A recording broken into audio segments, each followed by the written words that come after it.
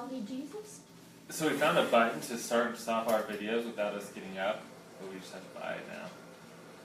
Please contribute. Okay. Hey disciples, and welcome to Everyday Hope. Your daily inspiration from the Word of God. And this week we're going to take a deeper look into the 12 disciples of Jesus. We're not going to go through all 12. This will be one of those things like the books of the Bible, where we sporadically get a deeper look into some of the main characters and people who shaped the Bible. And this will be focusing on 3 of the 12 disciples. We got Monday, Tuesday, and Friday. And You realize today's Tuesday? oh, Tuesday and Friday. I'll probably throw one in there for you guys tomorrow. We'll still do game day. Kind of like do it in game day. We'll see. She's vetoing me. No. Nicely. I gotta figure it out later. So, Map it out. Plan today it out. we're talking about Matthew. And Matthew was one of the 12 disciples of Jesus. And when we think of Matthew, we typically think of him as a tax collector. In fact, his name wasn't originally Matthew, it was Levi, L-E-V-I. And if we look at the book of Matthew, before Matthew is called, Matthew's called in chapter 9, I just want to read something that Jesus had spoken before his meeting with Matthew. And this was back in chapter 5. It was labeled, "Love Your Enemies. You have heard that it was said, love your neighbor and hate your enemy. But I tell you, love your enemies and pray for those who persecute you, that you may be sons of your Father in heaven. He causes the sun to rise on evil and good, and sends rain on the righteous and the unrighteous.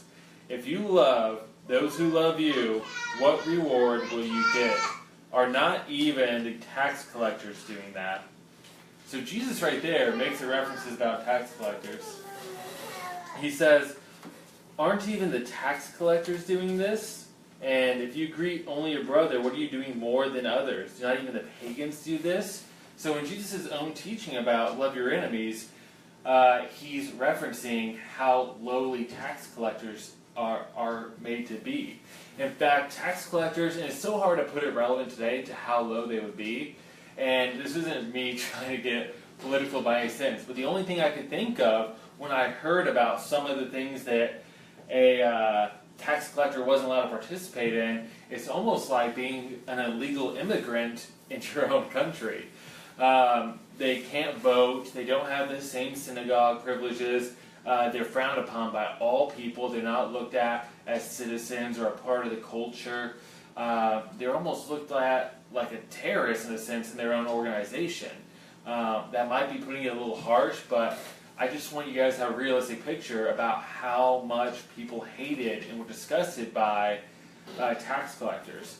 So that's why Jesus made that reference there.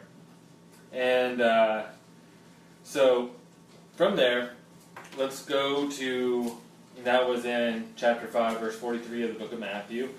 Next we can go to chapter 9, and starting at verse 9 is the calling of Matthew by Jesus. Now, people would refer to the tax collector, they would call them collaborators. So like, that word basically means because they would associate with the Romans and with their rule, they were collaborators. They were frowned upon by their people for even being associated or part of or helping them or being money changed from. They were hated on for that especially. So this is somebody, Matthew, who is, I mean, you can't picture more humble beginnings. Let's put it that way. I mean, he's seen as the lowest of the low. He's been spit on and put down his whole life, most likely because of the way he came into the profession at this time. His father was probably a tax collector, so he's probably just used to generations and years of abuse and being put down, spat on, being treated like a terrorist or illegal immigrant in his own people or culture. That's how lowly tax collectors were just treated. So the calling of Matthew says this: as Jesus went on from there, he saw a man named Matthew sitting in the tax collector's booth. "Follow me," he told him, and Matthew got up and followed him. While Jesus was having dinner in Matthew's house, many tax collectors and sinners came and ate with him and his disciples. When the Pharisees saw this, they asked his disciples, "Why does your teacher eat with tax collectors and sinners?" On hearing this, Jesus said, It is not the healthy who need a doctor, but the sick. But go and learn what this means. I desire mercy, not sacrifice, for I have not come to call the righteous, but the sinner.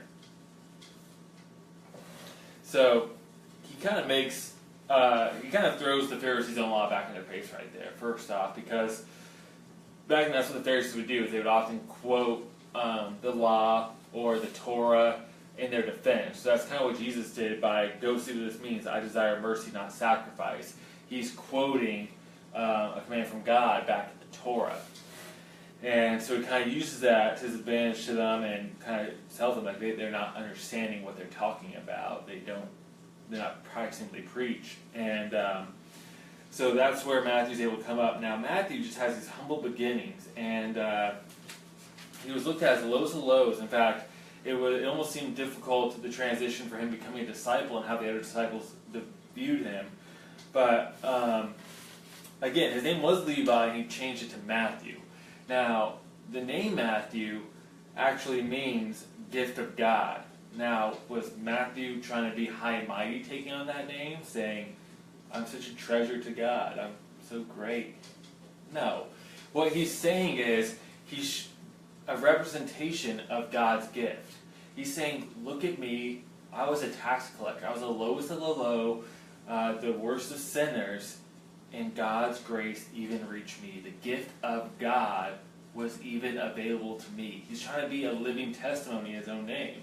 Like, you can't be too far. Look at me. If God's gift can extend to me, it's for everybody.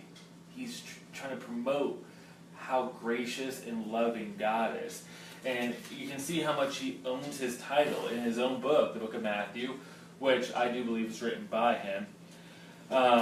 It says, Jesus sends out the 12. And so this is Matthew's own book. And as he says, these names. So he goes, these are the names of the 12 apostles. First Simon, who is called Peter, his brother Andrew, James son of Zebedee, and his brother John, Philip and Bartholomew, Thomas and Matthew the tax collector, James son of Alphaeus and Thaddeus, Simon the Zealot, and Judas Iscariot, who betrayed him. So the only people who have titles are Matthew and Judas. Judas has who betrayed him. Okay? What a terrible title. We know him as the one who betrayed Jesus and had him captured and crucified, who helped with that with the bribe money. But for Matthew to put the tax collector, he didn't put like who his father was or the land he came from. He specifically put about himself Matthew the tax collector, because he's exemplifying how low and humble and how far away from God he was in his beginnings, and how God was still able to use him. It's almost like he wears it like a badge of honor for God to say, look how terrible I was, and look how much God has done with me. Just know all he can do for you as well. So that's what I get from Matthew. I get somebody who's humble, and people would say impulsive because he got up and left. But first off, for a rabbi to call you was such an honor in those times, and considered an honor. So for him to get up and leave isn't totally out of the picture, but people still call him impulsive. I would call him decisive. I think he was waiting on that opportunity, and that Jesus knew his heart and his prayers, and that Matthew wanted nothing more than to be out of the tax collector life and doing something meaningful for God. That's what I think. Now that's just my interpretation of the Holy Spirit giving me that on the text. It doesn't say that. But that's how I see Matthew's heart. It was decisive. It was, I'm just looking for a way to serve God and get away from this. Mm-hmm. And yeah, he could have done other things to get away from it, obviously. But I think God gave him grace and love to give him that opportunity to say, come with me, follow me. And he didn't hesitate. He said yes. And he followed. And he was faithful all of his days to Jesus. And this is legend, so you don't have to go down with this fact. But here, what happened to the 12 apostles? Well, don't expect life to be easy for you, for any of us as followers, because the best example is the 12 apostles. I guess there was less because Judas killed himself, but then Paul was apostles, so to say. But neither here nor there. They all pretty much died terrible deaths. Almost all of them just died terrible deaths. They were all martyrs in some way, for the most part. So what supposedly happened to Matthew next is he he stayed in Jerusalem for another 15 years in the lands around Jerusalem, cities around there, and proclaimed the gospel. So it was one of the hardest places to do it because those are places that know the law, know the Torah. It would have been very hard to spread the gospel there. So he spent about 15 years, so speaks, there, and then he traveled to Ethiopia to spread the word. So the supposed story there is this. There was a person there who I believe, gosh, forgive me if I don't know, it might have been Peter or Thomas, I'm not sure who it was, baptized somebody there. It was a king or a leader of some sort. So Matthew was able to meet up with him, and he was in a situation where there was two magicians and Matthew, and it just so happens that the king of that land's son had died. And so the magicians tried everything they could while trying to discredit Matthew in the presence of the king to raise his child up from the dead and heal him, but they weren't able to do so. So in Matthew's true test of faith, prayed over the child, and he was brought to life. So the king and his whole family, queen, son, and daughter, were all baptized. And then Matthew even set apart the daughter and set her apart as a virgin and surrounded her by other virgins to be an example and dedicated to God for that land. The king died. His brother went into power, who was an evil man, and he tried to take the niece as his wife forcefully. But because she was dedicated to God, God was upset by this. And so basically, he tried to manipulate Matthew into giving him the niece as his wife. Matthew refused to do so. He was infuriated by this, so he sent somebody to assassinate Matthew. So supposedly while Matthew was in church praying, he was stabbed while in prayer and killed. The king was then, with Matthew dead, tried to pursue the niece again, and she denied him again and fled from him. And so he set the entire place, sanctuary where she was, on fire.